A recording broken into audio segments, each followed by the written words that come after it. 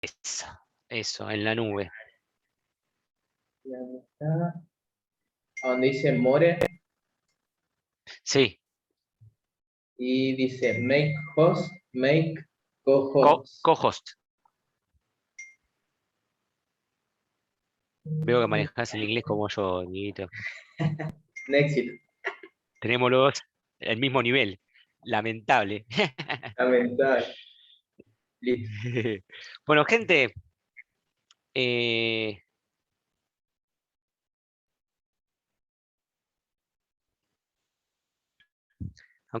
aunque le parezca mentira, vamos a hacer un poco de electrotecnia 1 hoy.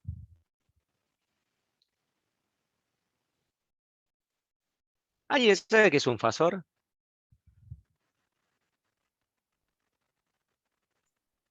Un vector que gira.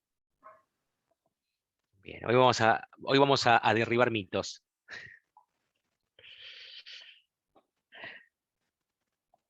¿Alguien más tiene algo para comentar? Más allá de lo que dijo Diego, qué se les ocurre que es un fasor? Tiene módulo y ángulo. Una forma de representar ¿Qué cosa? eh, los valores de una función, puede ser. ¿Qué tipo de función? Variable en el Función tiempo. senoidal. Variable en el tiempo, pero, como dijo el compañero, senoidal. O cosenoidal, lo mismo, ¿no? Una función de lo que se denomina armónica. Por eso en el video ustedes tienen lo que son campos armónicos, campos que varían en el tiempo. ¿Por qué es tan importante esto? Porque existe Fourier. Ustedes saben que cualquier forma de señal que tengan variable en el tiempo la puede descomponer en una serie infinita de senos y cosenos, con lo cual, dominando los senos, se domina el mundo de las señales. Eso creo que si están cursando señales y sistemas, bueno, fundamento para señales, de ahí lo habrán visto ya el tema de Fourier, ¿no es cierto, gente? O por lo menos también tocado oído en Electro 1.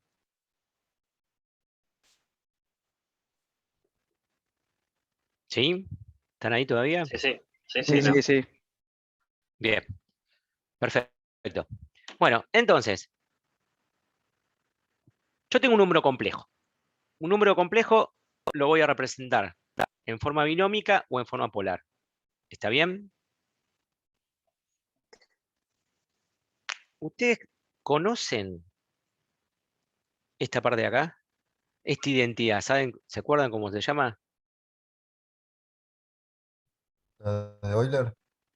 ¿Están viendo el cursor moverse? Sí, ¿no? Correcto. La fórmula de Euler, de Euler. Están cursando con León y Rasegui, ¿no?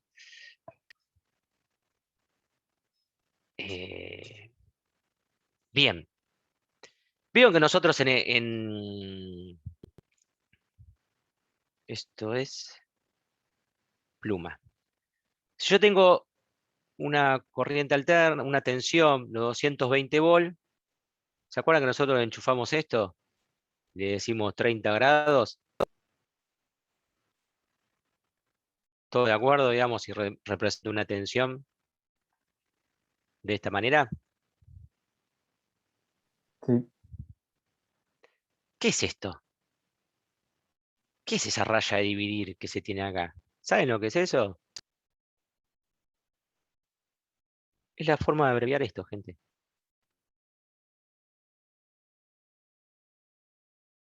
¿Se entiende? Sí, sí. Bien. Si queda claro eso, avanzamos un poquito más. Sería el E por J, digamos. El E a la J, phi. Ahora vamos a ver igual que todavía no llegamos al fasor, ¿eh? Pero el E a la J algo seguro va a ser. Entonces, tengo el eje real, el eje imaginario, tengo la componente real, X, la componente imaginaria, el módulo del número complejo y la fase o el ángulo del número complejo. Si yo quiero incluir la variable temporal en todo esto, lo que voy a hacer es escribir al ángulo de la siguiente manera. Con una pulsación omega, que todos sabemos que es omega, ¿no es cierto? ¿Cuánto vale omega? 2πf. Bien, 2pi por frecuencia, más el ángulo inicial, que es tita. Un ángulo del ángulo de fase inicial, que este es el ángulo que va a ir a parar a la raya de dividir. Esto, si yo hago el reemplazo de phi por omega t más tita, me va a quedar que r de e a la j tita, por propiedad de las potencias, lo puedo separar en la suma, me va a quedar como r por e a la j tita, perdón, el otro era phi, ¿no? Por e a la j omega t. ¿Va bien hasta acá?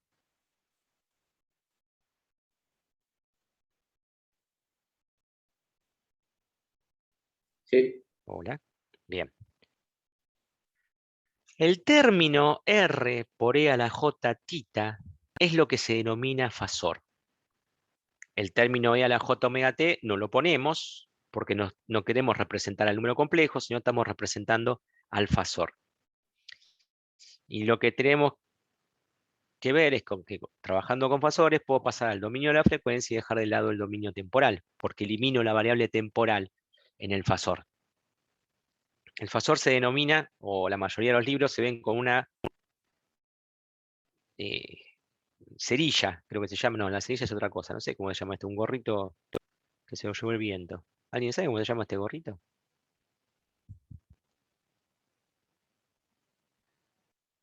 Bueno, igual que yo, me parece, no sabe. Ni ¿Eh? idea, Bueno, ni idea. Bien. Yo tampoco, no sé cómo se llama. Sombrerito lo llamo. Bueno, entonces, ustedes saben que cualquier número complejo, como lo teníamos arriba, cualquier número complejo, yo puedo saber la parte real y puedo saber la parte imaginaria del número complejo.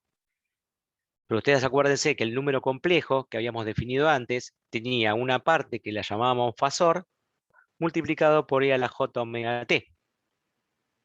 Acá vamos a hacer lo mismo que hacemos en ingeniería eléctrica y electrónica. Vamos a usar j en lugar de i de imaginaria, ¿está?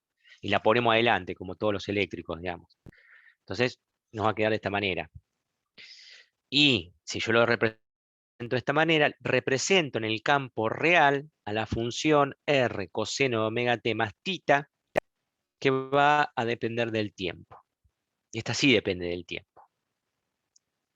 Ya que de un número complejo construí un fasor multiplicado por el e a la j omega t, y la parte tanto real como imaginaria de ese número complejo representan en forma real a la señal.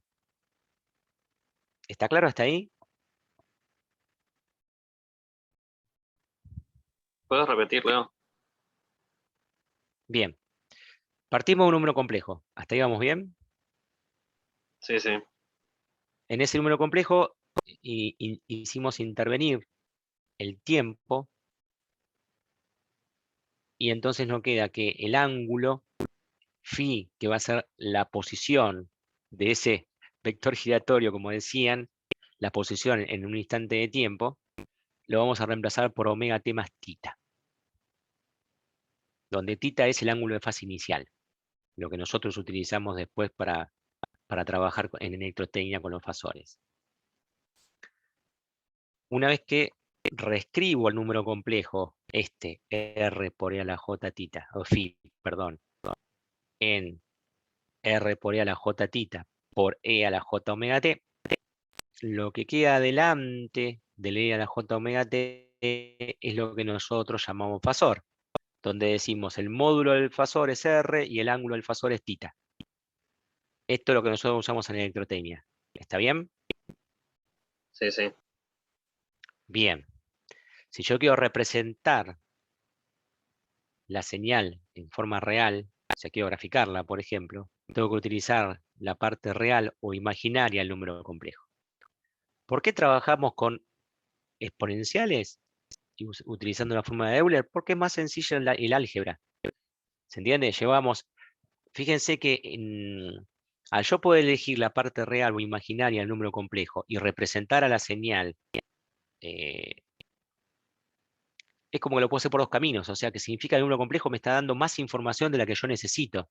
Pero a mí no me importa, porque en realidad lo que me está dando es la posibilidad de trabajar con álgebra lineal en principio.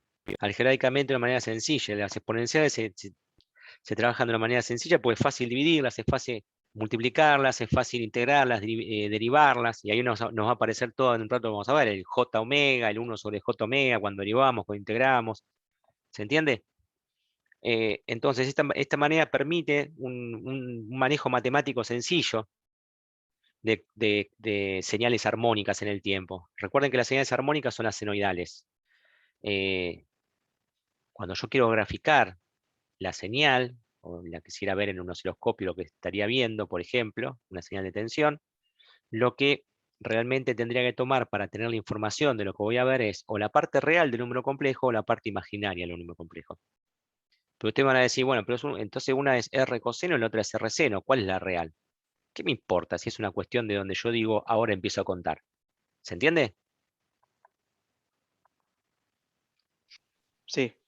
Ahora, Sí, sí. si yo tengo más de una señal, ahí sí tengo que tener la misma referencia para todas las señales cuando del número complejo paso a la parte física, por así decirlo, real. No como la parte real o imaginaria, sino la parte real de la señal. ¿Por qué? Porque o los paso todos a través del coseno o las paso todas alrededor del seno. O uso siempre las componentes reales del número complejo o uso siempre las componentes imaginarias del número complejo. Porque si no van a aparecer desfasaje de 90 grados que me van a mentir en el resultado. ¿Se entiende? Sí, sí. Bien, ahora igual lo vamos a ver en la forma más detallada. Esto es a modo de intro, digamos.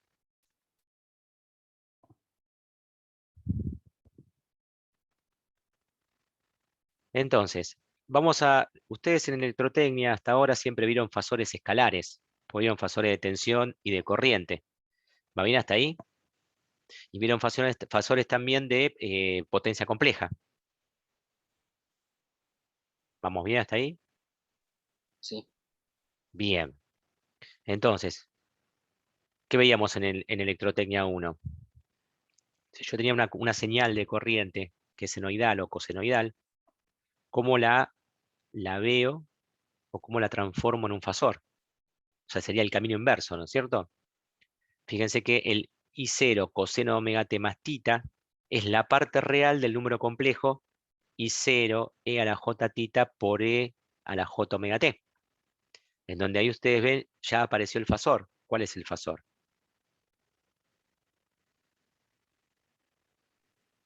I0 e a la j tita. Correcto. Y ahí tienen el fasor corriente que usamos nosotros. 20 amperes con un ángulo de 35 grados. ¿Va bien?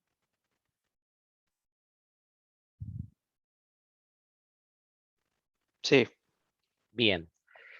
El tema que ahora, bueno, obviamente, si yo quisiera volver el camino inverso, fíjense que la corriente, dependiendo, o sea, la corriente en función del tiempo, es la parte real del fasor corriente multiplicado por e a la j omega t, que es el número complejo, la forma compleja de representar a la señal. ¿Se entiende eso? O sea, fuimos al revés y al derecho, digamos. Sí, sí. ¿Qué pasa ahora si en lugar de tener fasores escalares, tenemos fasores vectoriales? Pues nosotros en teoría de los campos utilizamos magnitudes vectoriales. Campo eléctrico, campo magnético, inducción magnética, vector de desplazamiento, vector de densidad de corriente, polarización, etcétera, etcétera, etcétera. Bueno, no pasa nada raro. La única que voy a tener un campo vectorial armónico, un campo vectorial armónico, o sea que varía senoidalmente. ¿Con respecto a qué tiene que variar senoidalmente ese campo, ingeniero? Si va a decir, chicos, bueno, es mi deseo. Con respecto a X, con respecto a Y, con respecto a Z, ¿dónde tiene que estar la variación senoidal? ¿Con respecto a qué?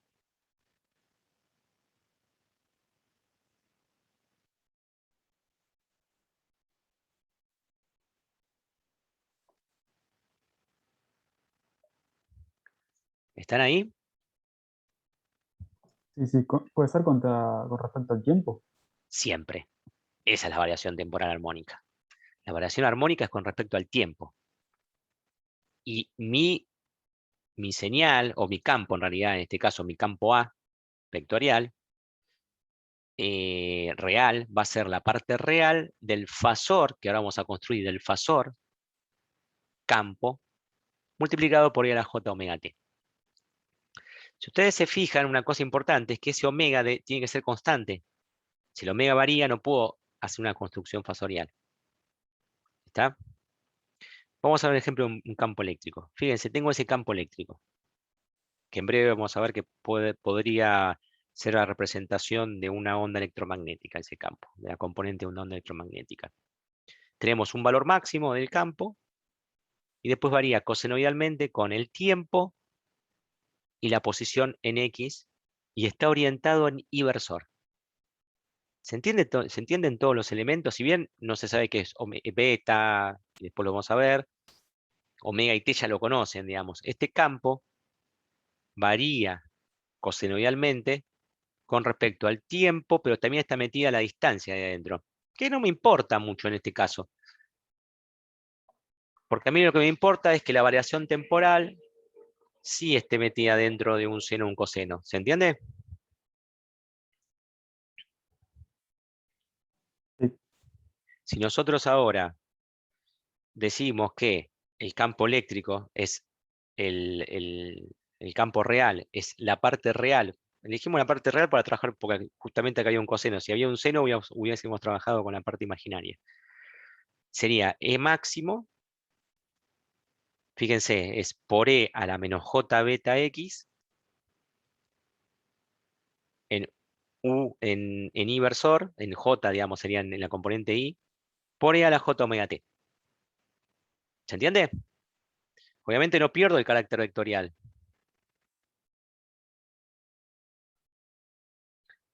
Y acá estamos trabajando con una sola componente. Si hubiésemos trabajado con las tres componentes, los tres ejes, tendría un fasor escalar por componente. ¿Se entiende? Quiere decir que el fasor campo eléctrico es E máximo E a la menos J beta X.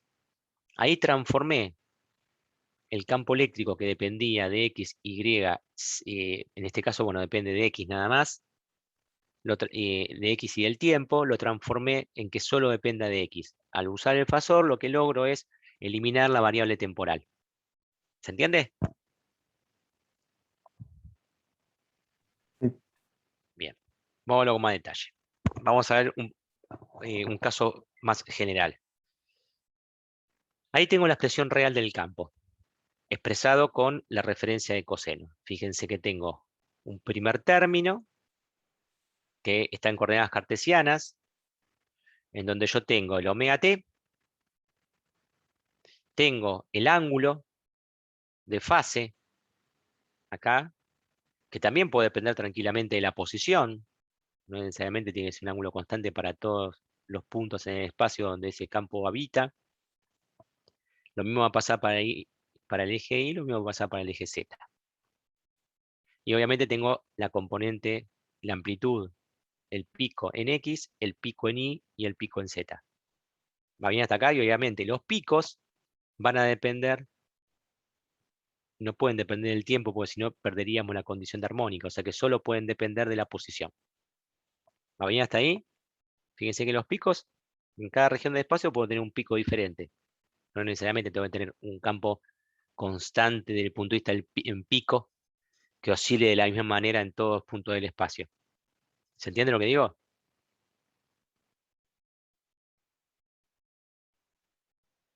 Sí. Bien. Entonces, a esta parte, al pico, es lo que nosotros llamamos amplitud. Esa amplitud, fíjense que pertenece al campo de los reales. Es un valor real. ¿Está? Que puede ser constante o variable, de acuerdo a la posición. Pero para cada posición va a ser constante. Esa amplitud. ¿Está bien? La amplitud máxima. ¿Qué otra componente vemos? La fase. La fase, fíjense que depende de la posición y del tiempo. Para el caso general, depende de la posición y del tiempo. ¿Va bien hasta acá?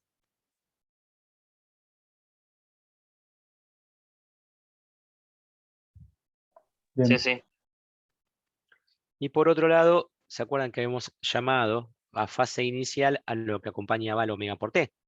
Eran nuestro tita, digamos. ¿Va bien hasta acá?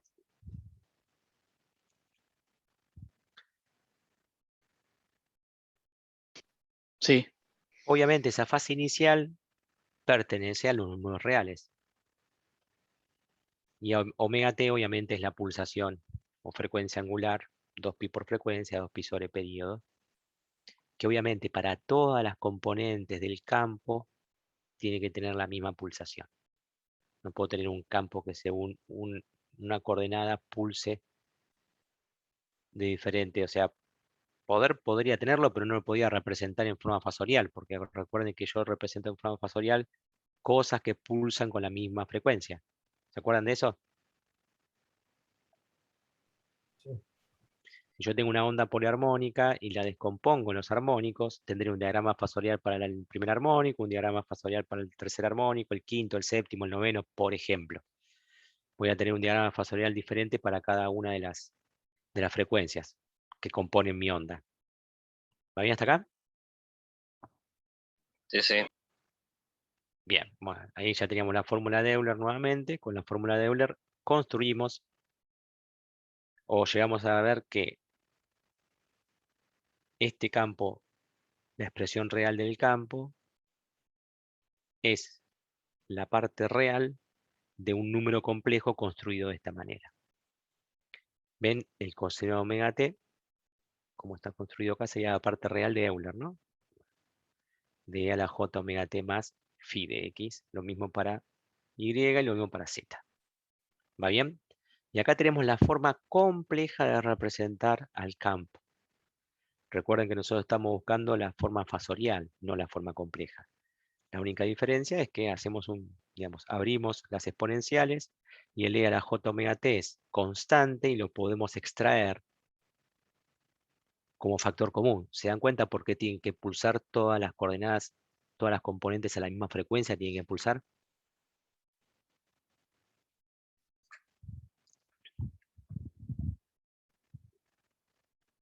¿Sí, gente? ¿Cómo repetir, Leo? Bien.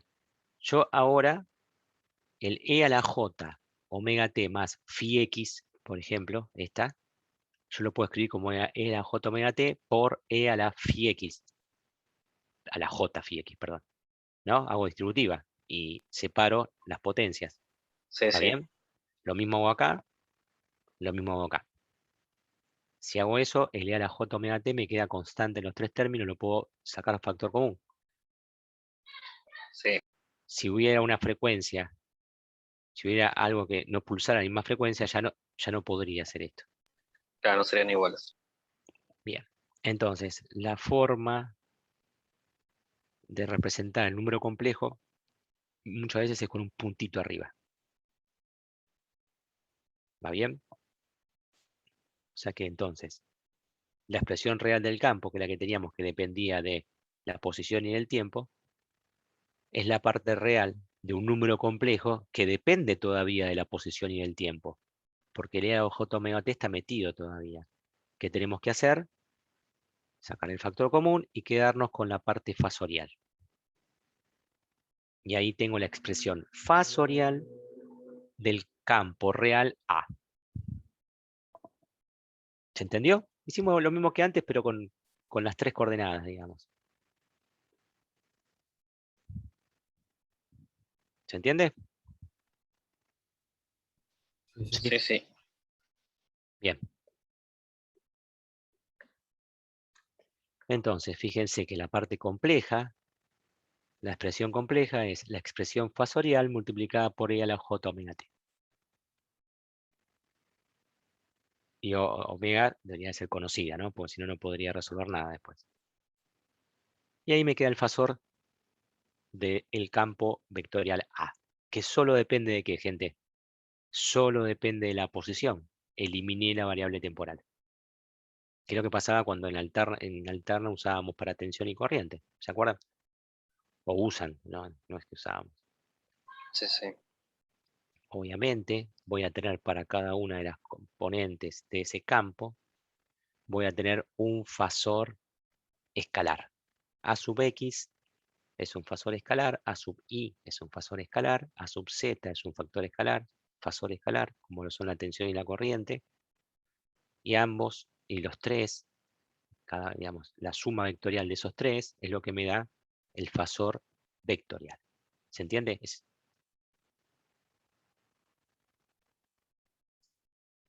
Claro, o sea, ese fasor de campo mantiene las relaciones entre posiciones, como la foto que solemos decir en un instante y dejamos de lado el tiempo.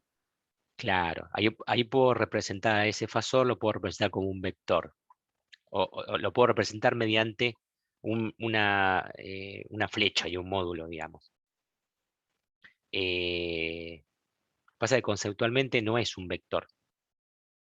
La representación la hago en un par de ejes donde un eje es real y el otro es imaginario, y podría representar cada una de las componentes en tres gráficos, cómo varía la componente del fasor en X, en Y y en Z. ¿Está bien? Y la suma vectorial de, de esos tres fasores me daría el fasor A. Pero acuérdense que ya acá estamos hablando de fasores, no estamos hablando de vectores. ¿Está bien? Los vectores están acá arriba. Acá están los vectores. Y obviamente esos vectores no van a ser en cada punto del espacio constantes en el tiempo. ¿Se entiende? Estos vectores van a variar en el tiempo, en la posición donde estén. Si yo quiero graficar con como veníamos haciendo, un campo vectorial en cada punto, asignarle una flechita, ahora lo único que puedo decir si hago ese dibujo es que saque una foto. Que si saco una foto un rato después en el tiempo, el dibujo va a cambiar. ¿Se entiende? Sí, O sea que en cada punto del espacio voy a tener una variación alterna para cada una de las tres componentes. La combinación lineal de de esas tres variaciones me va a dar el resultado total del vector en ese punto, si yo quiero sacar el vector. Bueno, con los fasores pasa lo mismo.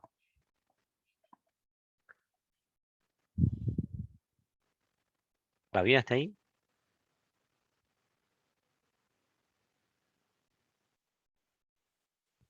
Sí, bien, Leo. Les hago una pregunta. Los 9, ¿vieron el video de la parte 2 de campo de variación lenta? Sí, sí. ¿Alguien no lo vio? Vamos a hacer más fácil, bueno, supongo que la mayoría lo vio, pero ¿alguien no lo vio? Como para no repetir lo mismo, para hablar de hacer referencia a una parte del video en donde no sepan qué está pasando, digamos. Yo, Leo, no lo vi. yo no lo vi. Bueno, Yo no. vamos, El 1 nomás el otro día. Y el uno solo, Leo. vamos a hacer una cosa. Me esperan un segundito, estoy buscando el video, porque hay una animación que la había hecho en GeoGebra y cambié de computadora y la perdí. Entonces vale la pena que lo podamos ver. La animación del video 1 estuvo buena. ¿A cuál? ¿Qué parte? Ese video me encanta. Ese video me gustó, esa clase, como quedó armada. ¿Cuál voy a decir el que se La mueve de la... Lens. Ah, es hermosa esa. Sí, sí. Teoría de los campos, teoría de los campos. Están viendo ya la pantalla mía, ¿no? Sí. Sí. Bien. Entonces, vamos a... ¿Dónde está la pastilla? Física 2, teoría de los campos, encuentros. No. Teoría de los campos internos. ¿Dónde quedó? Esta, videos teóricos. Y dentro de videos teóricos, vamos a ver... campo de variación lenta. Acá está.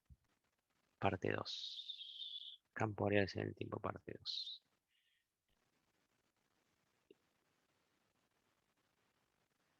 Vamos a callarlo a Leo porque me molesta Leo. Y vamos a irnos a... ¿Dónde está la parte esta? Acá está.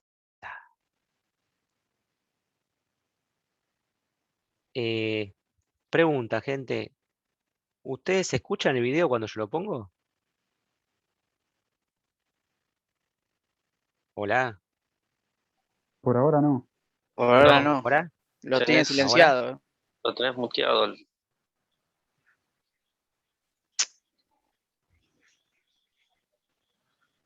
¿Eso lo escucharon? No. No. A ver ahora. No, No están escuchando, ¿no?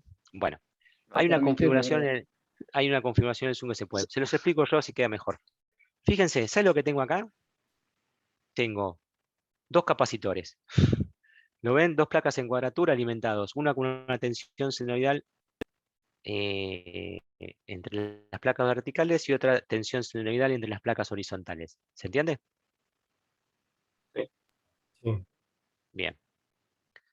Con esos valores, ¿no? B de pi coseno omega t más alfas, B de pi coseno omega t más beta. Después vamos a ver los ángulos de fase inicial que vamos a ponerlos en fase, lo vamos a poner en cuadratura, van a aparecer cosas con eso. Van a pasar cosas.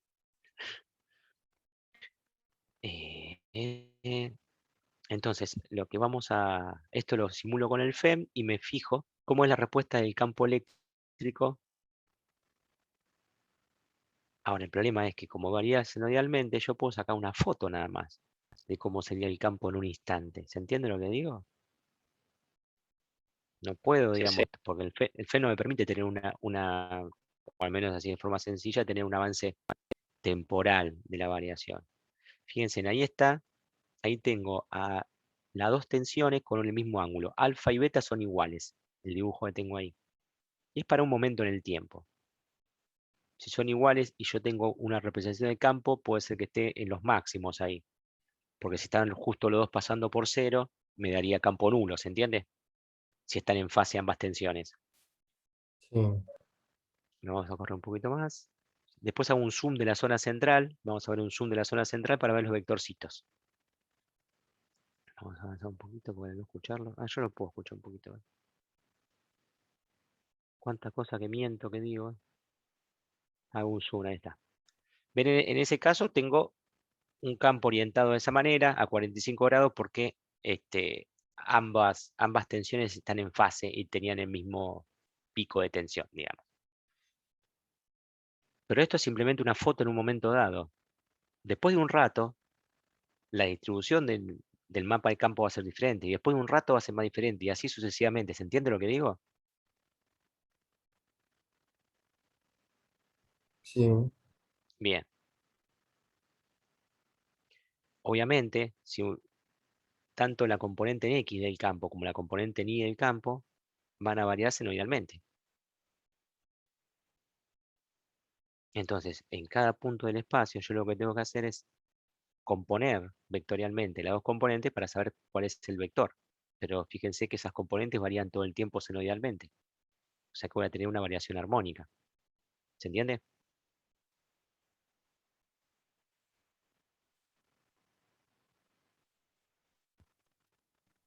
¿Van a ir girando, Dale. Leo? O... Ahora vamos a ver. Ahora vamos a ver. Justamente la animación que vamos a ver ahora es en un punto en el espacio que va a pasar con uno de esos vectores. ¿Va bien?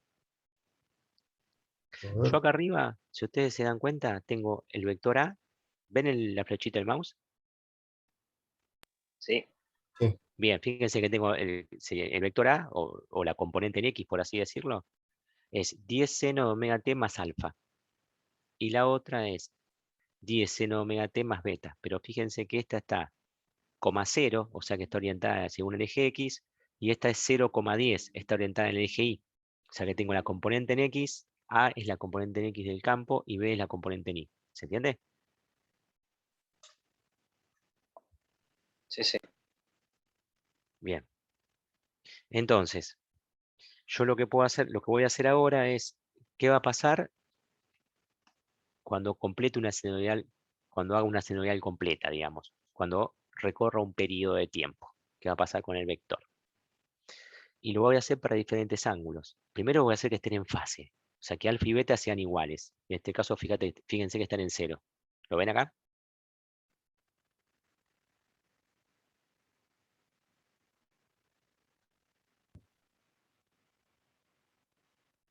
Sí. Bien. Yo a esos A y B después los nombré y se llaman EX, EY y E. O sea, voy a graficar la componente en X y la componente en Y y voy a graficar directamente la suma vectorial. A ver qué sale. Ahí estoy explicando todo lo que... Los botones, estoy explicando toda la gilada. Ahí está. Fíjense, ahí empecé a correr para un instante de tiempo cualquiera.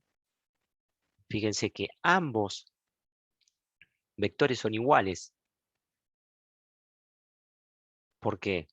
Porque están pulsando con el mismo alfa y beta.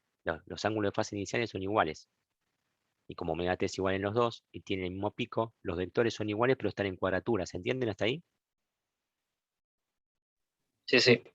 Sí, Bueno, el vector real que existe, no existe ningún vector, pero digamos, el valor del campo y la orientación real es la azul, la que está compuesta por las dos componentes, digamos, ¿no? Entonces vamos a ver qué pasa cuando yo tengo que las componentes en cuadratura del campo están en fase. Fíjense qué va a pasar cuando hago variar el tiempo acá arriba.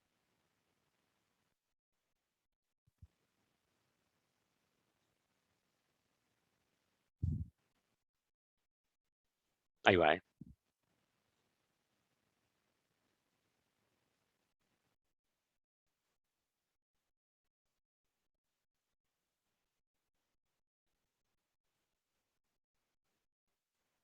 Bien, ahí pego una vuelta completa, o sea, 360 grados o un periodo completo.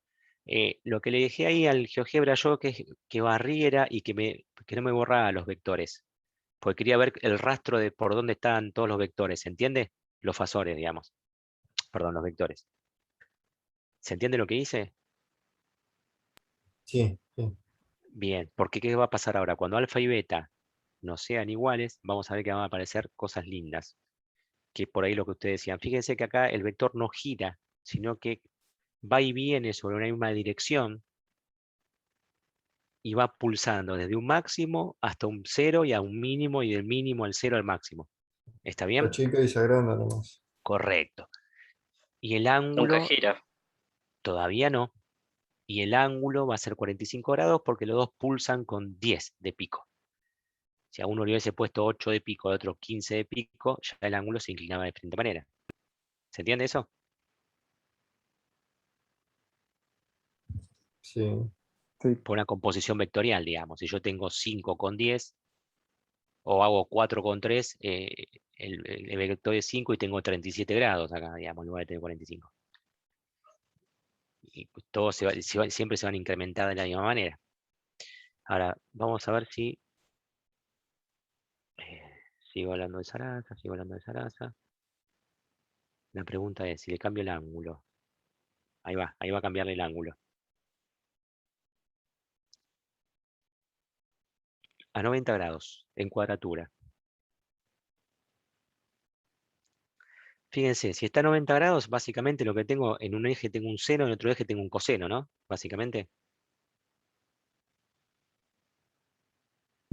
claro. Entonces, cuando uno pase por el máximo, el otro cuánto va a valer, la otra componente.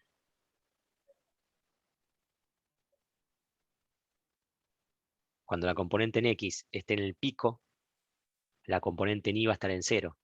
¿Se entiende? Sí. Tiene un retardo de 90 grados. O un cuarto de periodo sería. Fíjense.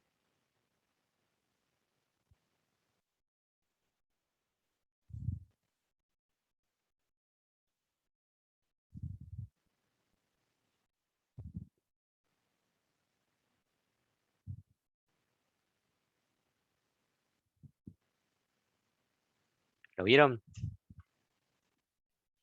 Sí. Acá querían que girara y giró. Pero recuerden que estamos viendo vectores, acá no son fasores. No piensen que gira porque es fasor. Esto, digamos, es la orientación del campo. Si yo voy a medir con una paleta el campo eléctrico, lo voy a encontrar en un momento orientado de esa manera y con un ángulo y con un valor de tanto. ¿Se entiende lo que digo? Pero fíjense algo interesante, que acá por más que la dirección del campo rote, su valor permanece constante. No pulsa el valor. ¿Se dan cuenta qué diferencia que es? ¿Ven que siempre tengo la misma longitud del vector? Sí, En cambio, antes podía anular el campo cuando estaban en fase las dos componentes. O sea que en un instante de tiempo podía hacer que el campo desapareciera. En este caso no lo puedo hacer desaparecer nunca. ¿Se entiende? Sí, y solamente por estar en cuadratura. En cuadratura, correcto. En cuadratura temporal, digamos, ¿no? O la fase, digamos, en cuadratura temporal. Eh, Vamos a ver más adelante que lo que vimos antes se denomina polarización lineal y lo que acabamos de ver ahora se llama polarización circular. Lo vamos a ver mucho en ondas electromagnéticas eso. De hecho, lo que tenemos acá es, digamos, muy parecido a la forma de un campo, de una componente de una onda electromagnética. No me acuerdo si hay un dibujito más lindo.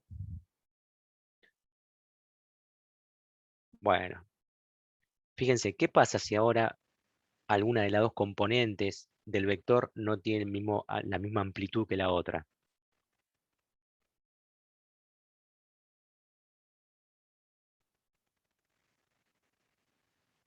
Ahí la estoy por cambiar, la cambié. Ah,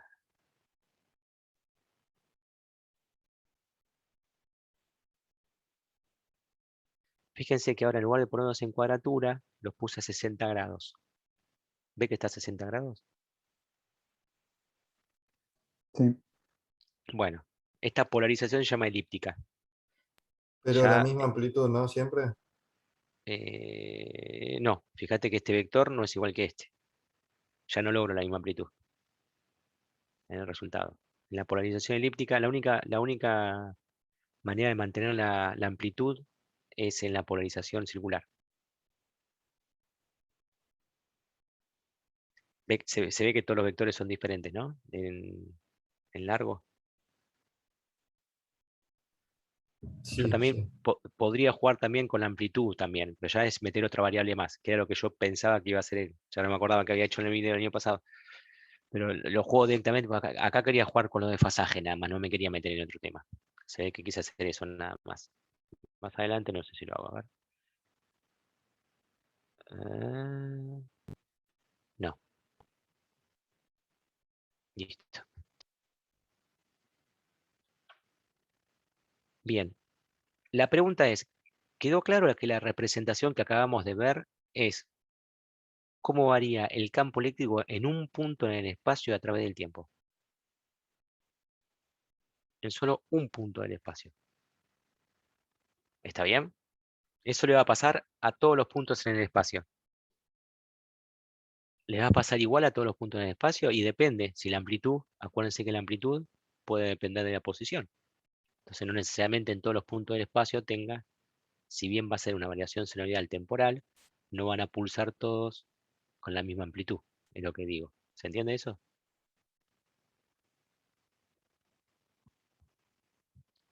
Sí, Bien. Entonces, volviendo, volviendo a esto, nosotros volvemos al fasor, ese fasor vectorial, como habíamos dicho, cada componente de ese fasor vectorial es un fasor escalar. Y obviamente cada una de esas componentes pertenece al campo de los complejos, porque aparece J. ¿Queda claro? O sea, ya estamos trabajando con números complejos.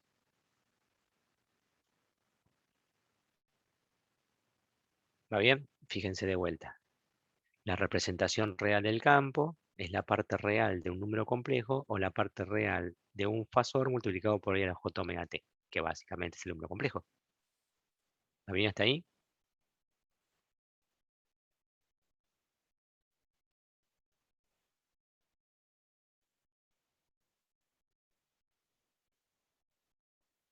¿Sí o no, gente?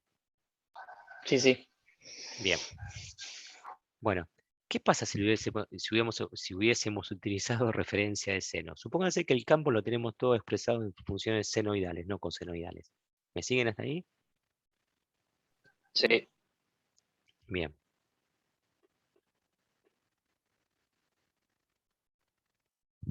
Bueno, ¿qué tengo que tomar yo? La parte, o sea, la expresión real del campo es la parte imaginaria de mi número complejo. Dicen, pero parece que todo lo mismo. Todo lo mismo cuando realmente después tengo que poner valores y no equivocarme cuando tengo varios campos, digamos. Pero básicamente la expresión compleja del campo es lo que voy a tener acá adentro, que es igual que la que teníamos antes. Lo que vamos a tener que tener cuidado, que vamos a ver ahora con las referencias iniciales, que es donde va a haber esos desplazamientos de 90 grados.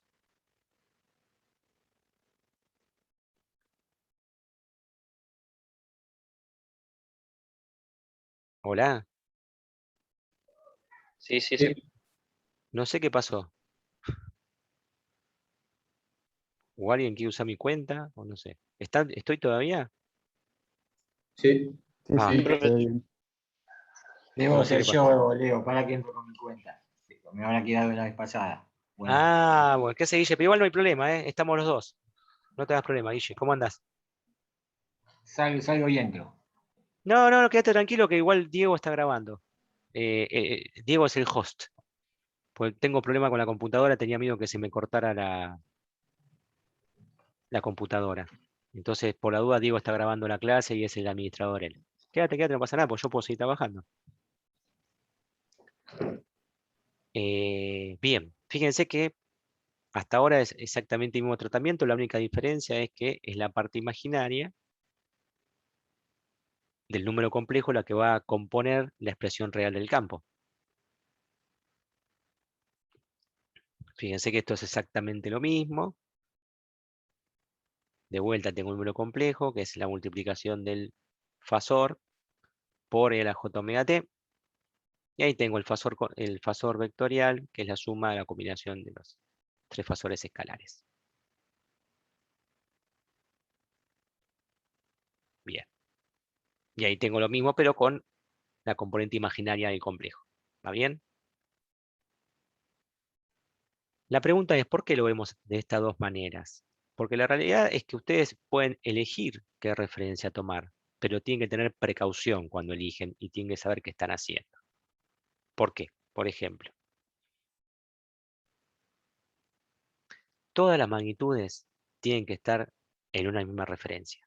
Si no, pierdo los desfasajes. ¿Se entiende lo que digo?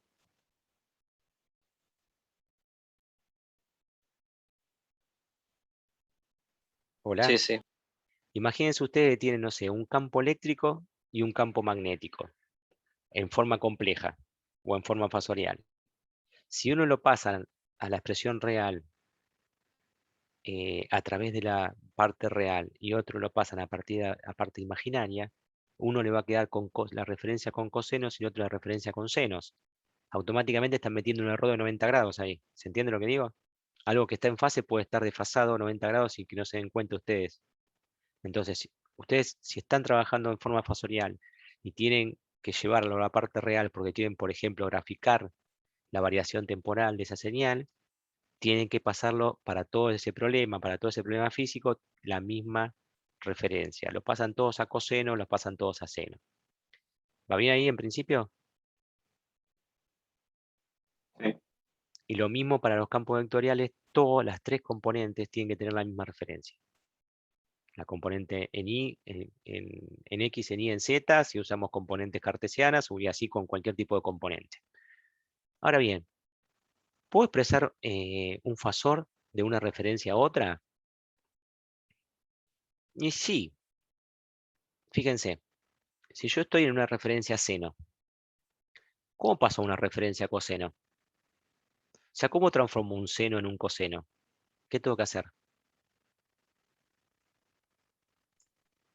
desplazarlo. ¿Cuántos grados?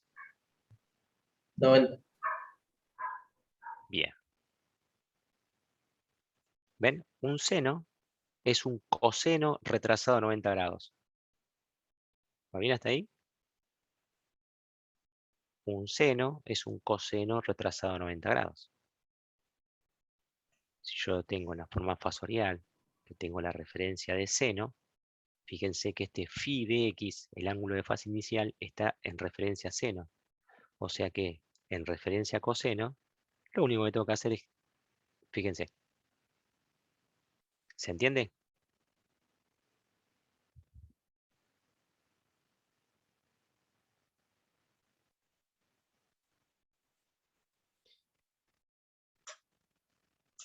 ¿Va bien hasta acá?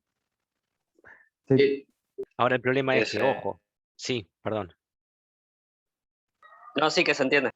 bien, ojo, que como yo lo tengo en referencia a coseno, después si esto lo quiero pasar a referencia a seno, se me va a mantener en menos pi sobre 2, y después tendré que seguir trabajando con referencia a seno cuando pase todo a seno, para que, si bien todas las señales me queden desplazadas 90 grados, ¿qué me importa si están todas desplazadas 90 grados? ¿Entiende? Lo importante es trabajar siempre con la parte real o la parte imaginaria, o la referencia a seno o la referencia a coseno. Bueno, si lo hacemos con referencia a coseno, es lo mismo, pero para sumando 90 grados, ¿no? En ese sentido va y de vuelta. ¿Va bien hasta acá? Sí, sí. Bien. Perfecto.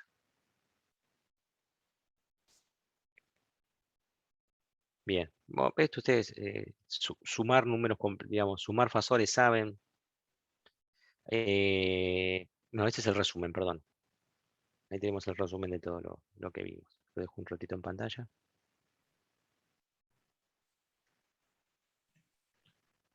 Acá es, Leo, desde la Sí, por expresión favor. fasorial ir a la expresión real del campo, digamos. Al revés que antes, que desde la expresión real obtener la fasorial. Ven, tenemos los tres fasores escalares. Obviamente, cada fasor escalar, ¿qué va a ser? La amplitud y la fase inicial. L a la j phi x para cada uno, phi y phi z. Armamos el número complejo, que es el fasor vectorial por i a la j omega t. Ahí lo tenemos expandido, el campo en forma compleja. Y después, si tomamos referencia a coseno, usamos la parte real del campo complejo. Y si queremos referencia a seno, usamos la parte imaginaria de ese número complejo, el campo complejo. ¿Se entiende?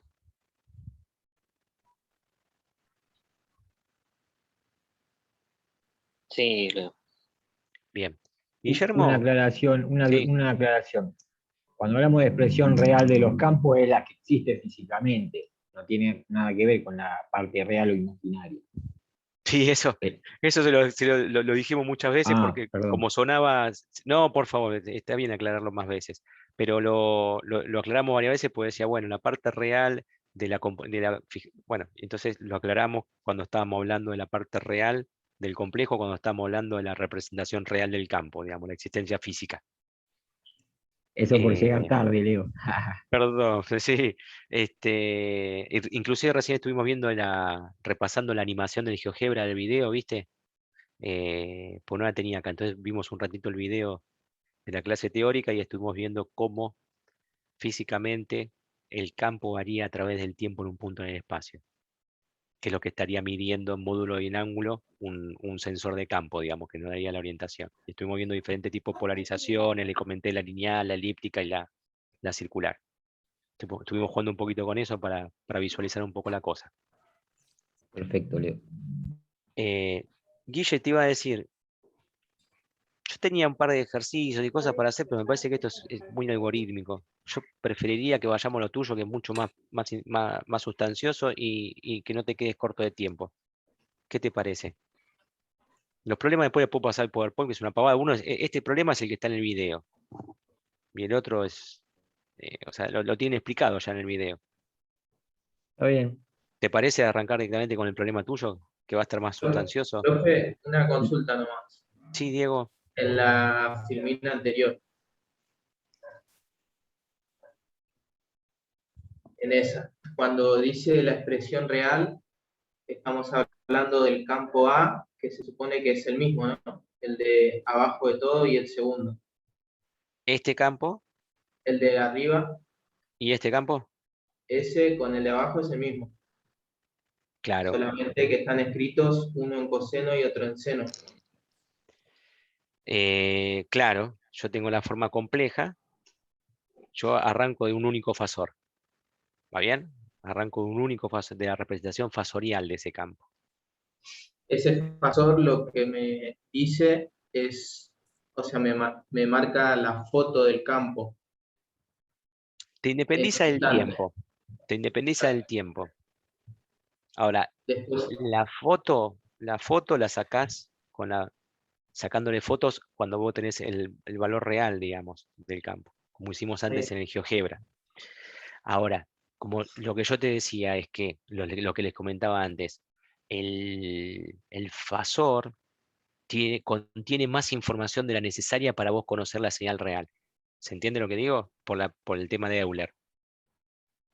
Entonces, como yo tengo mucha información acá, o el doble por lo menos, yo después decido si a esa información representarla en referencia a coseno o representarla en referencia a seno. ¿Está claro? En un caso, Obviamente, sí, una vez que elijo la referencia, van a cambiar el fasor ya está dado en una referencia, la tengo que conocer antes. claro, A mí cuando me dan un fasor me dicen en qué referencia está, porque es como la referencia espacial o temporal, yo tengo que fijar una única referencia. Obviamente si A es el mismo campo, la fase inicial van a diferir en 90 grados, claro, en la referencia seno y la referencia coseno, como dijo antes. claro, a eso iba. Cuando vos pasás a la parte de la referencia, si en un osciloscopio lo ves, si pasas a referencia coseno, lo que verías sería un coseno, y si le pasas a referencia seno, es un seno. ¿Cómo puede ser eso? Y porque las referencias están desfasadas 90 grados. Entonces decís, bueno, eh, ¿qué es lo real? ¿Qué no es lo real? Y la verdad que depende lo que decía Guillermo, ¿qué te importa a vos que sea la referencia? Si vos querés medir un desfasaje entre una tensión y una corriente, asumí que tienen la misma referencia. Si no, es imposible medir un desfasaje. Si vos tenés una señal sola, y una señal sola, verla como seno, verla como coseno, ¿vale la pena? ¿Marca la diferencia? Y a veces no. Entonces, ahí no es tanto el problema de saber cuál es la referencia inicial. Entonces, de última, vos la podés representar como un coseno, como un seno, y verás en el osciloscopio algo corrido 90 grados, por así decirlo. Si vos quisieras representar eso al tomar referencia seno o coseno, viéndolo en una representación gráfica. ¿Se entiende lo que digo? Ahora, si yo tengo más de una señal, y ahí sí no tengo que poner de acuerdo, que todas las señales estén referidas a la misma referencia. ¿Está bien? sí, sí. Bien. Guillermo, te cuento cuál es el problema que tengo. Viste que ya hace rato te comentaba en mi computadora cada tanto tenía problemas, había muerto, había vuelto a existir, murió de vuelta. En el estado en que está es que mientras la use sin enchufarla anda bien. La tengo que cargar apagada. Y a veces cuando la enchufo ahora, al ratito, ¡pum!, se me apaga. Entonces, hasta ahora llegamos digamos, con batería sin enchufarla. Y por la duda lo pusimos a Diego como administrador y estamos grabando en la nube. Así yo después lo puedo bajar. Por si se me llega a cortar ahora, te digo, Guillermo. Cuando te dejo a vos, yo Está ahora después bien, la tengo que poner a enchufar porque ya se me está por agotar la batería. Y tengo miedo que en ese momento ¡pum!, se me corte.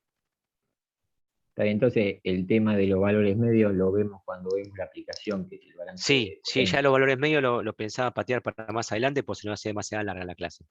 Está bien, Lo entonces pensé. comparto yo pantalla y Correcto, pasamos al... correcto. Eso me olvidé de avisarte, que ya me he dado cuenta que se iba a hacer demasiado larga la clase con los valores medios.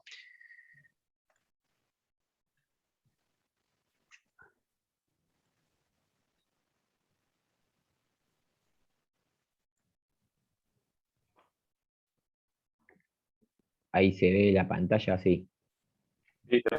Sí,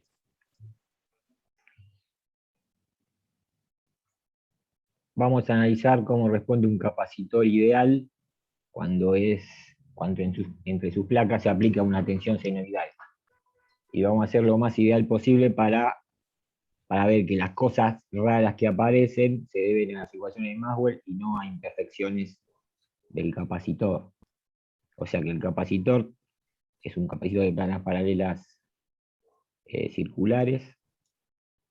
Las placas son conductores perfectos, o sea, no tengo ningún tipo de pérdida óhmica. Está en el vacío, que es el dieléctrico perfecto. No vamos a considerar efectos de bordes, o sea que los campos van a estar únicamente en la región entre placas. Fuera de las placas ya no hay campo, despreciamos el efecto de borde. Y la fuente alterna es una fuente ideal, sin resistencia interna, digamos, es un sistema totalmente ideal que vamos a ver qué cosas aparecen resolviendo las ecuaciones de Maxwell, que supongo que vieron el videíto.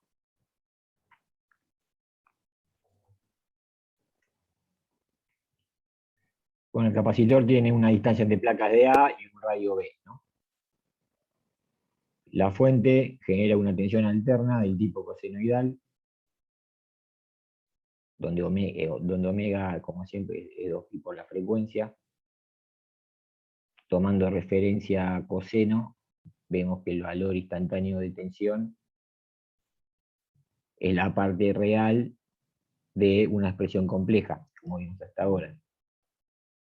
Y independizándonos del tiempo, tomamos el fasor, que si bien no depende del tiempo, sabemos exactamente cómo es la dependencia del tiempo, porque tiene que ser senoidal o cosenoidal. Por eso usamos fasores. Lo que sí en su expresión no va a aparecer nunca el tiempo, si no, no puede ser considerado un fasor. Solo puede llegar a depender en todo caso de coordenadas, digamos, espaciales. Y en general pertenece al cuerpo de los complejos. Si tomamos como referencia fase inicial 0, es directamente un modelo real, ¿no? Es un caso particular que normalmente en electrotécnica uno toma una tensión como referencia, bueno, en este caso tomamos la tensión de la fuente como referencia.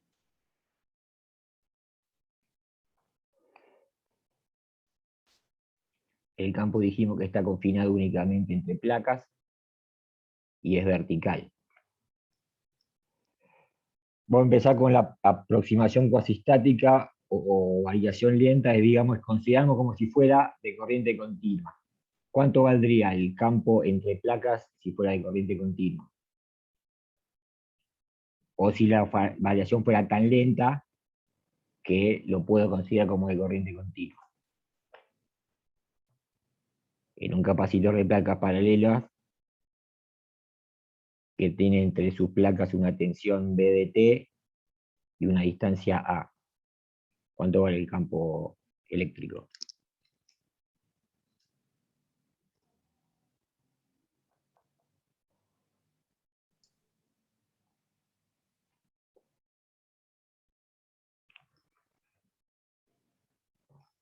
Es algo que vimos durante todo el año, ¿no? No estamos preguntando nada, cosas raras. Ahora vamos a empezar a complejizar la cosa, por eso necesitamos que tener bien firmes las bases anteriores. Si yo tengo un capacitor de placas paralelas, una tensión entre placas B y una distancia entre placas A, ¿cuánto vale el campo en el interior? El gradiente de B. Ahí en este caso particular, que lo hicimos miles de veces, ¿cómo es el gradiente de B entre placas paralelas? Despreciando el efecto de borde.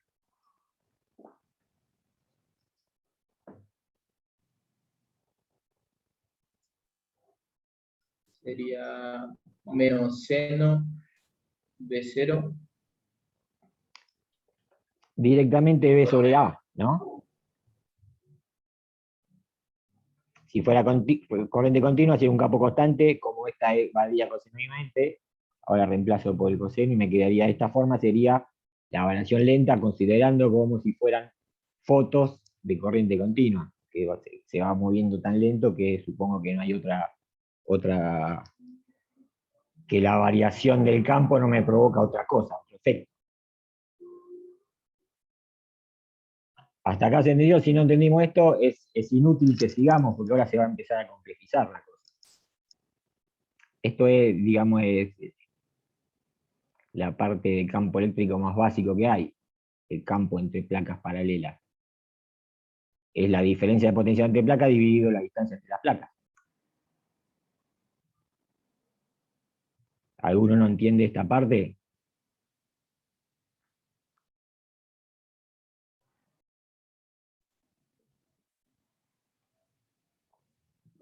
Supongo que se entendió.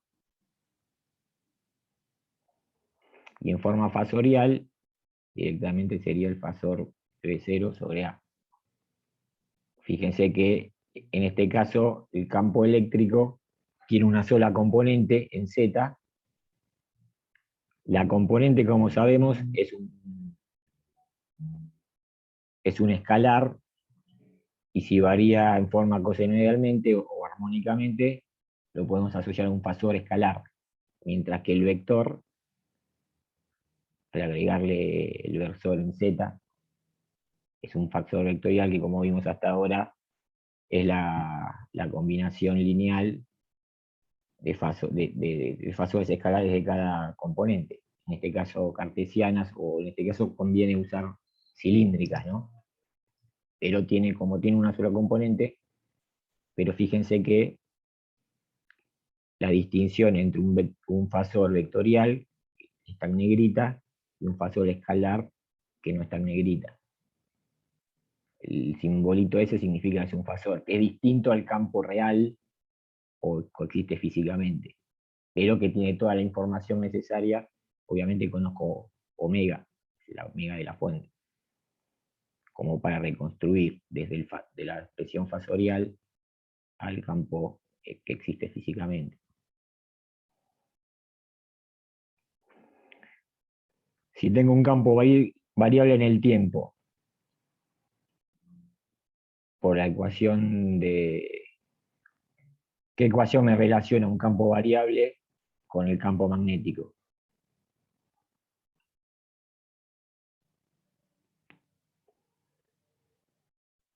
¿Cómo? Sabemos que si hay un campo eléctrico variable en el tiempo, va a haber un campo magnético asociado a esa variación. ¿Qué ley me relaciona la variación del campo eléctrico con el campo magnético?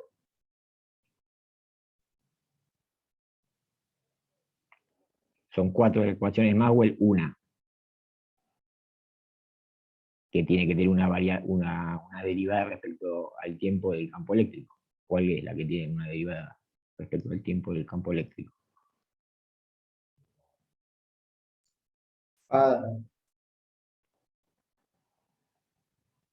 La de Ampère-Maxwell. De acá en más vamos a usar las 4 ecuaciones Maxwell, hasta en la sopa la vamos a ver, así que es bueno ir familiarizándose, ¿no? Que decía esta ecuación en forma puntual era que el rotor de B era igual en el vacío a mu0 por J, que es la densidad de corriente. Esta puede ser de conducción o de convección. Y este otro térmico es la densidad de corriente de desplazamiento. ¿Se acuerdan? En forma integral tiene esta forma. Cuando pasamos a forma fasorial, las derivadas en los fasores, hacer una derivada respecto al tiempo, es como multiplicar por J omega. Esto es lo mismo que hacen en electrotecnia, digamos. Si tuviera una segunda derivada, volvería a multiplicar por J omega, y una tercera derivada respecto al tiempo siempre volvería a multiplicar por J omega. La expresión integral, obviamente en el capacitor no hay corriente de conducción porque es el vacío. Y tengo estas expresiones.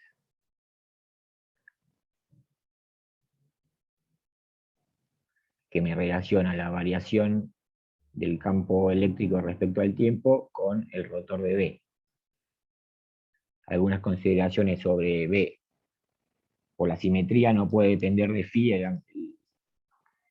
el ángulo azimutal, digamos, es igual de todo lado que lo mire. No puede depender de Z y va a tener componente en phi. O sea que va a ser el fasor de esta forma. Componente solo en phi que dependa únicamente de R. R es la distancia al eje del cilindro. Ese es el fasor y el campo de existencia física también va a depender del tiempo, ya sabemos, en forma seno o coseno. Si tiene esta forma, yo tengo que hacer, a ver si puedo. Yo tendría que resolver de forma fácil esta circulación, pero sé que este fasor vectorial tiene esta forma, tiene solo componente en phi y depende únicamente de R. ¿Qué curva de integración o de circulación me conviene elegir? O sea, ¿qué curva puedo hacer? ¿Se acuerdan cuando resolvíamos los problemas por la ley de Gauss, que podíamos sacar de una integral afuera algo? Acá tendríamos que poder sacar esto afuera.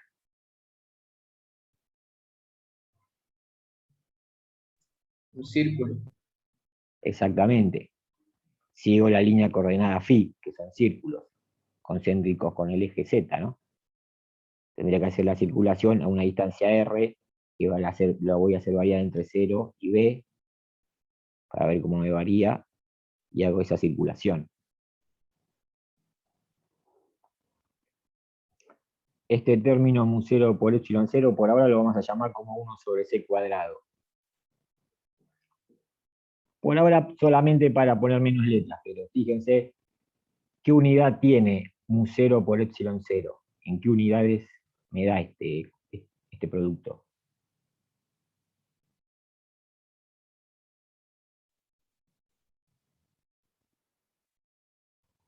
¿En qué se mide mu0?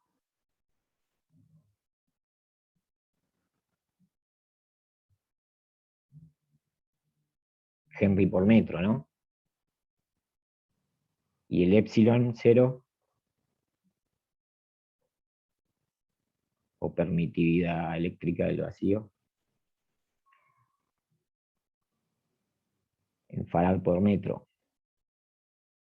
Cuando yo multiplico Henry por faradio me da segundo cuadrado. O sea que C tiene unidades de velocidad, metro por segundo. Después vamos a ver por qué. Por ahora es nada más que una forma de reemplazar esta expresión por una expresión más sencilla. Pero el uso de unidades para nosotros es básico para ver si las ecuaciones que usamos tienen coherencia dimensional. Lo que está de un lado del signo igual tiene que tener las mismas unidades que del otro. Eso en la física siempre tiene que pasar.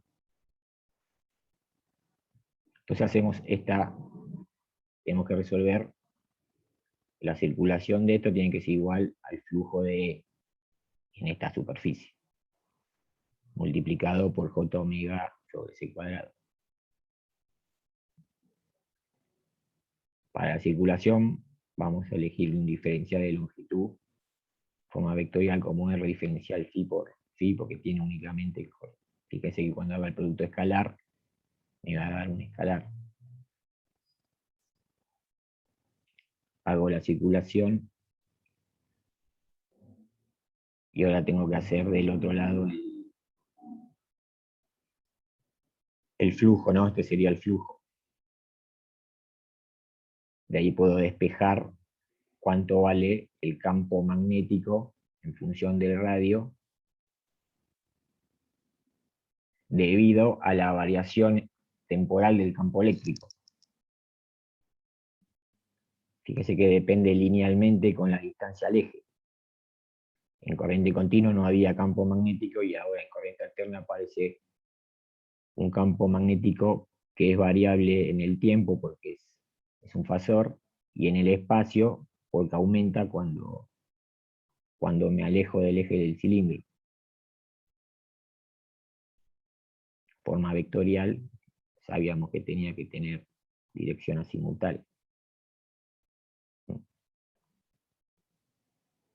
Este sería el fasor, fíjese que tiene una fase inicial de pi sobre 2, o sea que va a ser menos el seno.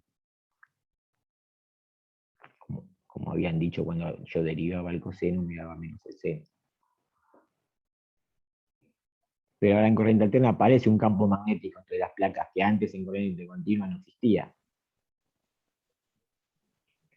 Y esta varía con el tiempo, de esta forma. La variación, si tengo variación temporal del campo magnético, tengo un campo eléctrico asociado. ¿Cuál es la ecuación que me relaciona la variación del campo magnético con el campo eléctrico?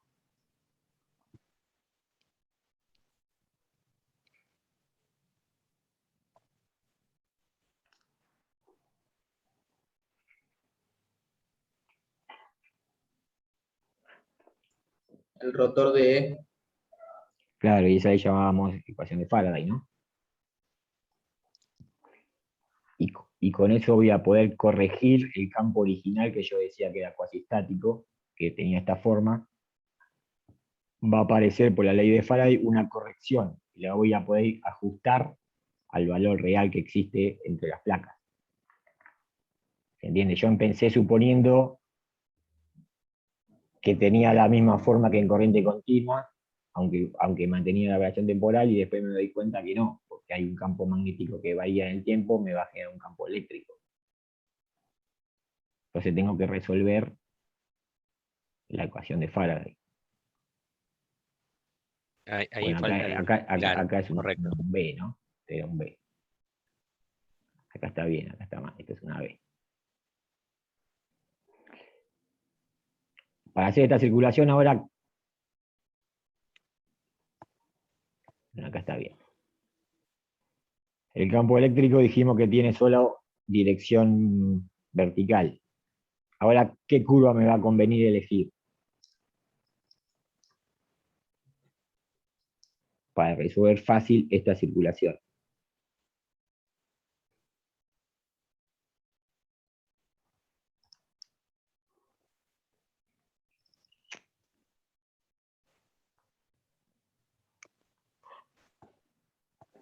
O sea, yo conozco cuánto va el campo en el eje. Y quiero saber cuánto va el campo a una distancia R arbitraria entre el eje y B.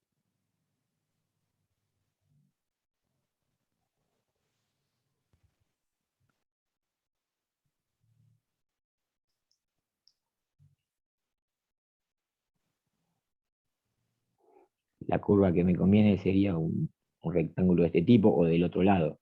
En este caso, haciendo una circulación antihoraria para que coincida el diferencial de superficie, el diferencial de superficie con el vector B, ¿no? La dirección. Si lo hubiera hecho del otro lado, me da con el signo cambiado. ¿Se entiende por qué elijo esta circulación? Fíjese que acá el campo solo depende de R. La circulación en las placas va a ser 0, porque el campo es perpendicular al diferencial de longitud, y voy a tener únicamente en el centro y cuando vuelvo.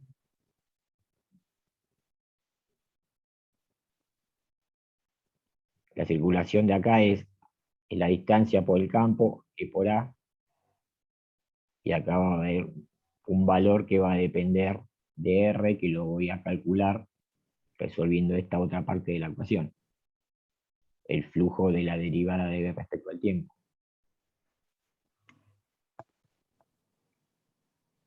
¿Se entiende cómo se aplican las ecuaciones de Maxwell?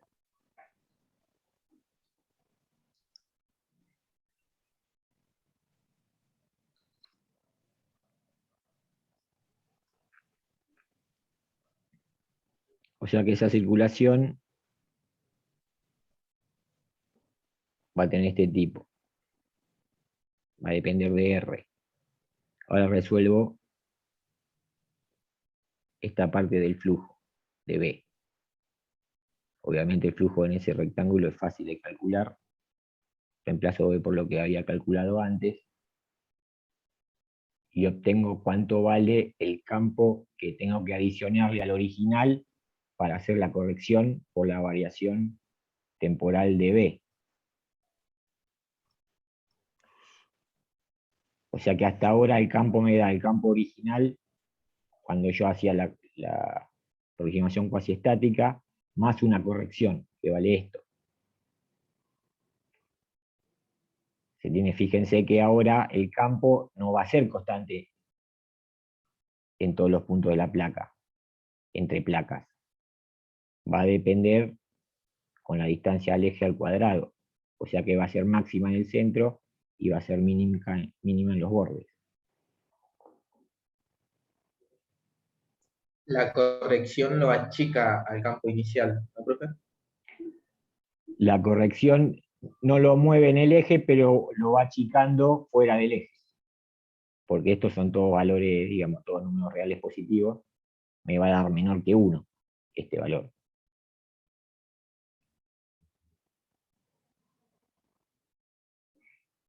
O sea que hasta ahora tenemos cuánto vale el campo con la primera aproximación eléctrico y cuánto vale el campo magnético con la primera aproximación. El campo magnético es lineal con R y el campo eléctrico varía parabólicamente. El tema es cuánto pesa este factor respecto a 1. A ver si tiene sentido realizar esta corrección. Fíjese que va a depender de la frecuencia, omega depende de la frecuencia y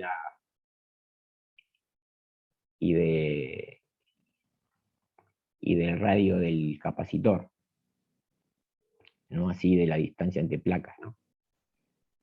Fíjese que a 50 Hz la corrección es del orden del 10 a la menos 16, o sea que no existe, no lo puedo ni medir, es un valor tan bajo. Por eso en electrotecnia no le damos bola a estas cosas. Pero cuando la frecuencia empieza a subir para el mismo capacitor, fíjense que a 1 GHz ya estoy cometiendo un error casi del 30%. Y si voy a tener que darle, ya no puedo suponer la condición cuasi estática.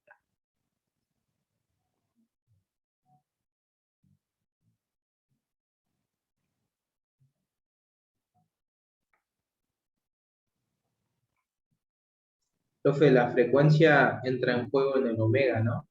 Por eso. Claro, omega, acuérdense que es 2pi por eje. Omega es la pulsación angular o pulsación, y la frecuencia es dos veces pi por la frecuencia me da omega.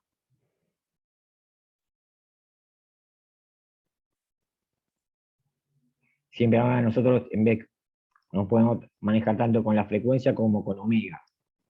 Si yo conozco la frecuencia, conozco omega, y si conozco omega, conozco la frecuencia. Y el período, que es otro parámetro de las variaciones armónicas.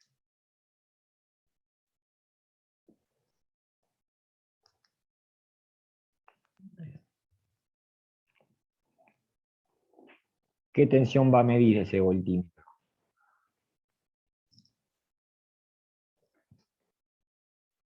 ¿Va a medir V0?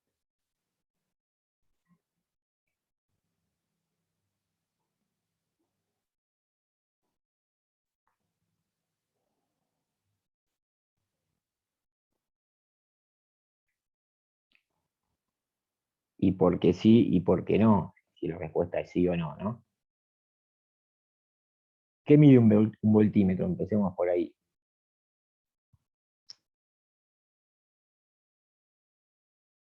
La diferencia de potencial. Diferencia de potencial. O sea que yo tengo que cerrar un circuito y me mide la diferencia de potencial entre dos puntos. Este voltímetro conectado acá va a medir lo mismo que este. Si las placas son conductores perfectos, obviamente sí. No hay diferencia de potencial entre este punto y este punto. Pero ¿qué tensión mide?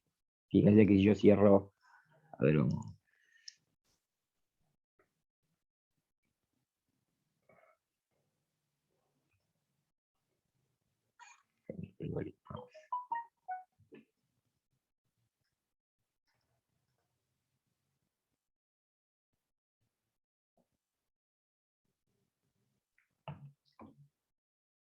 Se me colgó el mouse. Ahí está.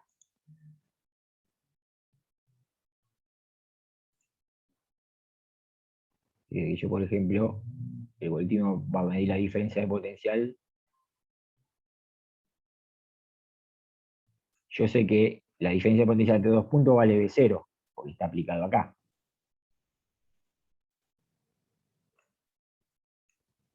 Pero esto es una espira.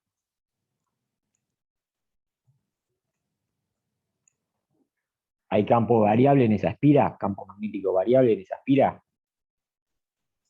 Sí, Sí, entonces voy a tener una FEM, o sea que este voltímetro no va a medir B0, que tendría que sumar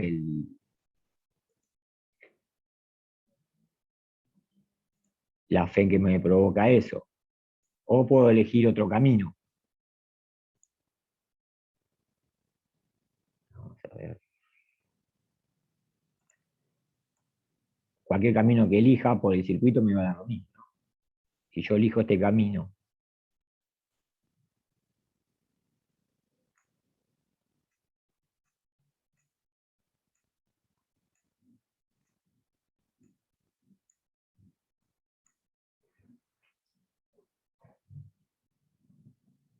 ¿qué pasa con la variación neta del flujo en esa espira?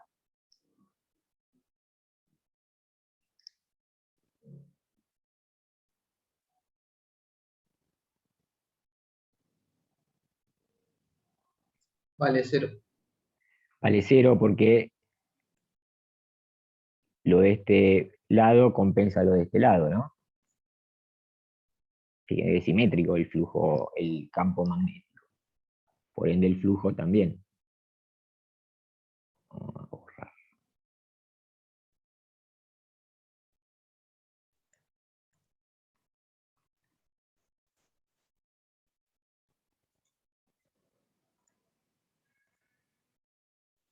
Es lo mismo si elegiría este camino.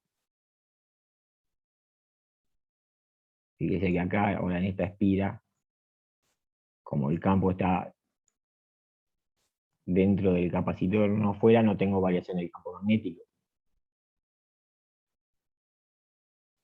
Cualquier camino que elija, si yo elijo un intermedio, también, digamos, voy a tener que considerar la variación de esa. Obviamente lo más fácil es elegir una de las dos puntas, para no hacer cálculo, digamos. O sea que, tanto si elijo por este lado o por el otro borde, la diferencia de potencial entre estos dos puntos va a ser el campo en el borde por A. O sea, en esta fórmula reemplazo R por B, lo multiplico por A y obtengo el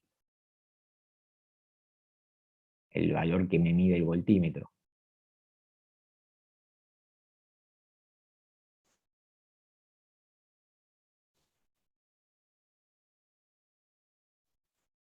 ¿Se entendió eso?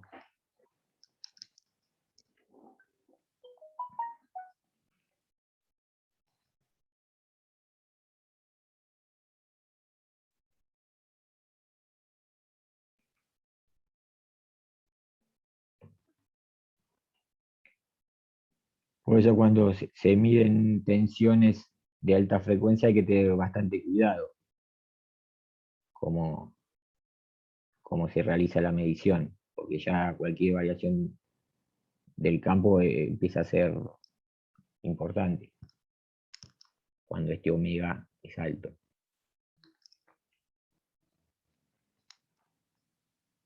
Profe, eso se puede dar un poco más en la parte electrónica, ¿no? Más que en la parte eléctrica.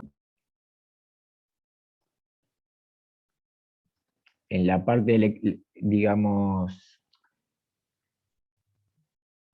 las actividades reservadas para el ingeniero electricista incluye todas las frecuencias. Uno tiene que estar capacitado para manejar todas las frecuencias. En general depende a lo que te dediques, pero normalmente el ingeniero electricista no se reserva únicamente a los 50 Hz. No tiene por qué, tiene incumbencias para manejar cualquier tipo de frecuencia. Por eso hay que tener digamos. Obviamente los electrónicos viven de las frecuencias altas, pero los ingenieros electricistas también en muchas aplicaciones aparecen frecuencias altas.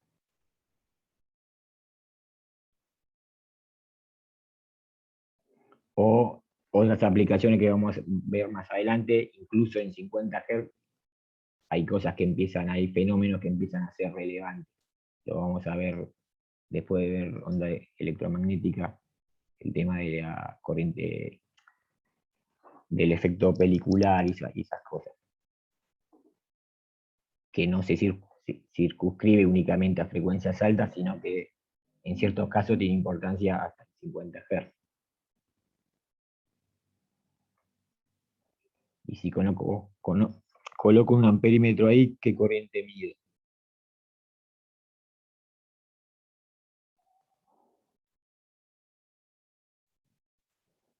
¿Cómo la puedo calcular? Fíjense que yo hoy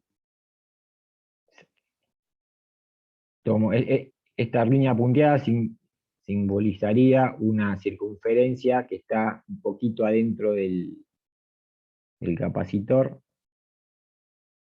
O sea que la circulación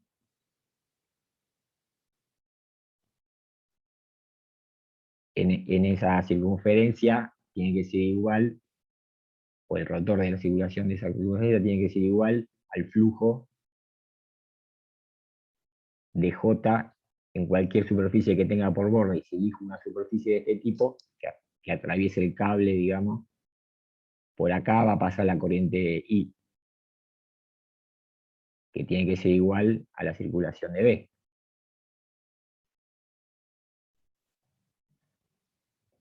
Ese mismo problemita que aparece cuando Maxwell explicó la corriente de desplazamiento. Si nosotros vemos el flujo por la superficie que tiene por borde esta curva, obviamente este flujo vale I, ¿no? El flujo de J es I. En este punto la corriente pasa por ese punto del cable. Y tiene que ser igual a la circulación de B. Voy a ver.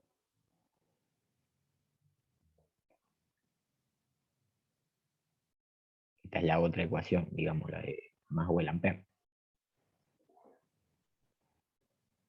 Si hago esta circulación, me da de esta forma.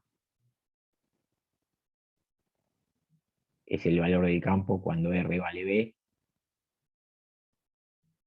por 2pi por B.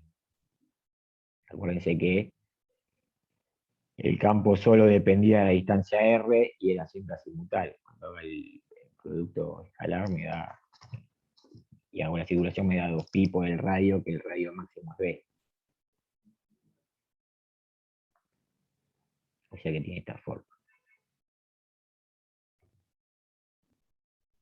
Y la impedancia vista de la fuente es obviamente la diferencia de potencial sobre la corriente. Yo divido esto por esto, lo acomodo un poquito. Fíjese qué es esto, que está recuadrado.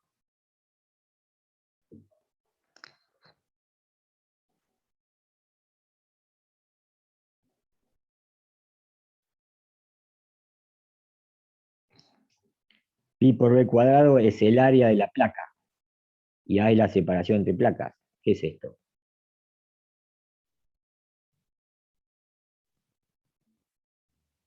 Al menos, ¿qué unidades tiene esto?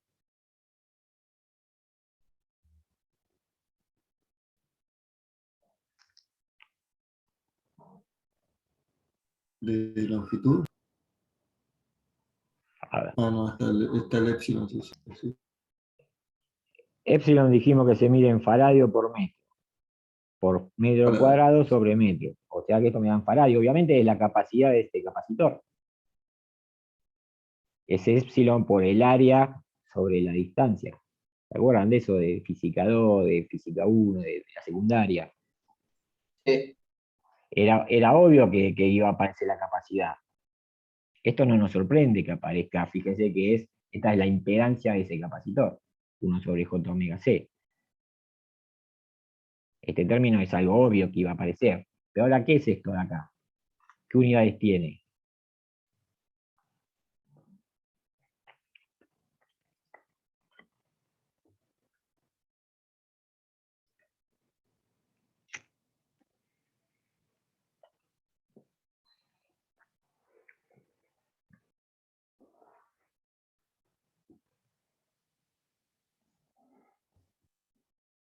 ¿Tiene que ser una inductancia? Es una inductancia, fíjense que es Henry por metro me quedan Henry.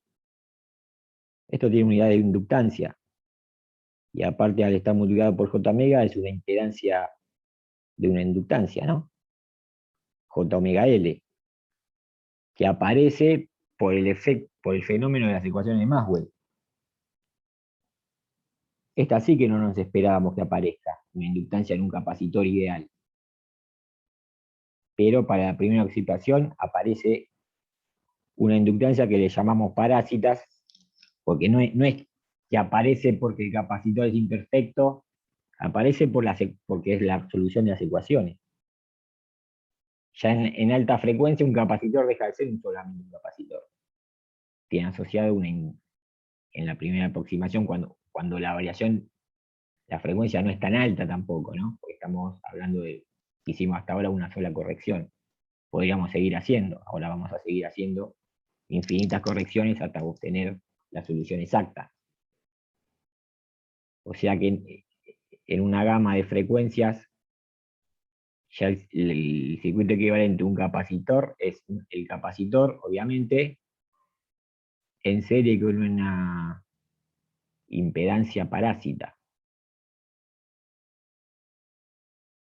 Fíjense que ya empiezan a haber cosas raras, digamos. Obviamente es lo que responden a las ecuaciones de Maxwell.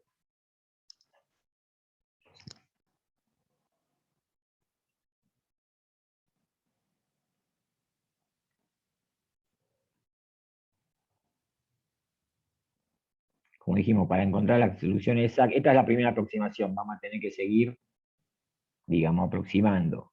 Para calcular E, por la ley de Faraday, resolver esto, digamos, la próxima aproximación del campo eléctrico va a depender de la circulación del campo, del flujo del campo magnético, ¿no? Variable en el tiempo. Y para calcular el campo magnético, vamos a depender del flujo de E. Haciendo lo mismo reiteradamente. Nosotros teníamos la aproximación concitacionaria, obteníamos que apareció un campo magnético. Ese campo magnético, como varía en el tiempo, por la ley de Faraday me da una primera corrección del campo eléctrico. Si vuelvo a aplicar la ley de Ampère-Maxwell, obtengo otra corrección del campo magnético y así sucesivamente. Fíjense que la variación del campo magnético siempre me da una corrección del campo eléctrico y la variación del campo eléctrico me da una corrección del campo magnético. Indefinidamente, y obtengo una serie infinita, ¿no? La pongo Esta es una serie muy conocida comparándola, que se llama función de Bessel, de primera especie y orden cero. Este cero de acá abajo me da el orden de la función de Bessel. No sé si vieron esto en análisis 2. Aparece comúnmente para resolver ecuaciones diferenciales en coordenadas cilíndricas.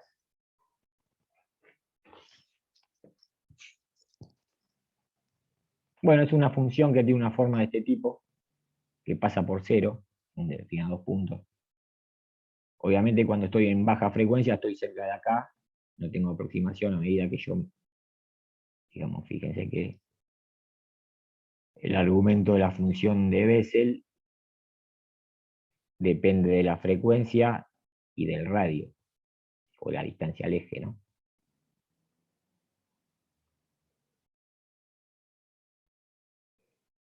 Como esta función en ciertos puntos cruza el cero, puedo hacer que el campo eléctrico sea cero en el borde. ¿Se entiende eso? Si yo elijo digamos, una frecuencia para un B determinado, una frecuencia que me haga que este valor sea 2,4048, el campo eléctrico en el borde se me anula. Si se me anula, yo podría cerrar el capacitor con un conductor y ya deja de ser totalmente un capacitor, y es lo que se denomina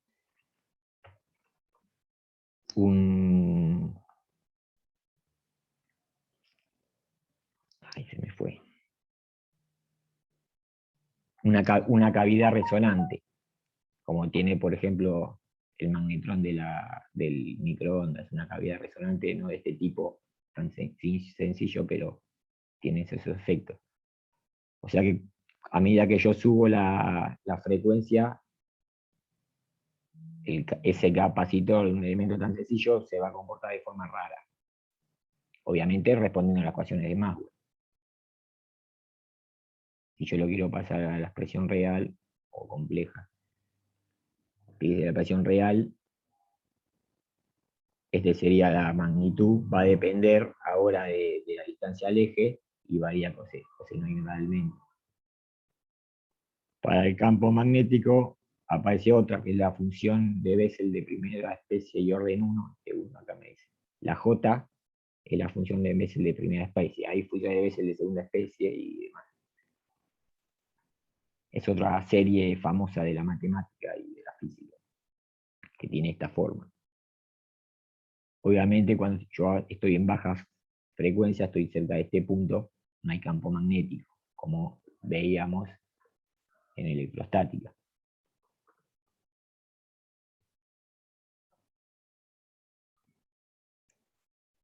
Vamos a ver más o menos un...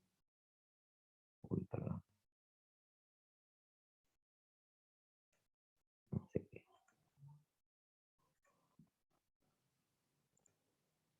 Ahí ven un Excel.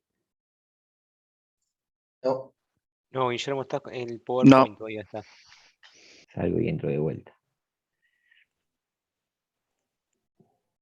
Ahora, Sí. a la izquierda vamos a graficar el campo magnético en función de R, desde el eje hasta el borde. En uno sería el borde, ¿no? Y a la derecha el campo magnético, también, desde el eje hasta el borde. Fíjense que en 0 Hz tengo solo campo magnético constante y no tengo campo eléctrico constante y no tengo campo magnético. Si subimos 50 Hz tampoco hay diferencia, para un diámetro de 10 centímetros. Sigo subiendo, fíjense que recién aparece a tomar forma el campo magnético a 200 MHz. Ya a 600 MHz se ve la variación parabólica del campo eléctrico respecto a R. Fíjese que es máximo en el eje y mínimo en los bordes. Ya llegó un momento que el punteado es la primera corrección, la que teníamos el circuito equivalente, que era un capacitor con una impedancia parásita. Perdón, con una inductancia parásita. Y el azul es la solución exacta. Que si yo sigo subiendo la frecuencia, ya no puedo usar la primera corrección, tengo que usar la solución exacta. Y llega un momento,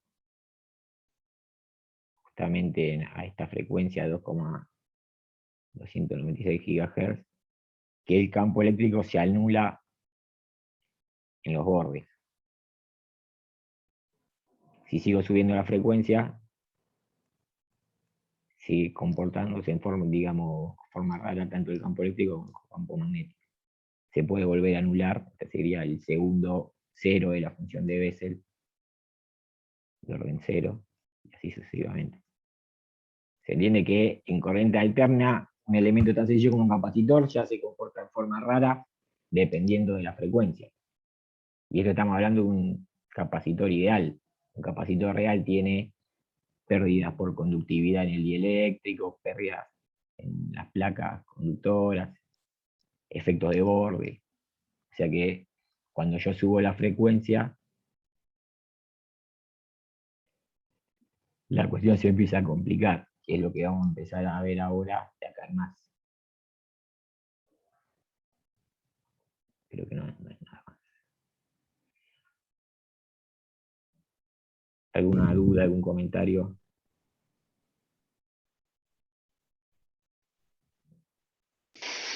No, no. Todo tuyo, Leo. Gracias, Guillermo. Bueno, gente, tema de actividad 3, ¿alguna duda quedó? ¿Alguna consulta? ¿La estuvieron viendo?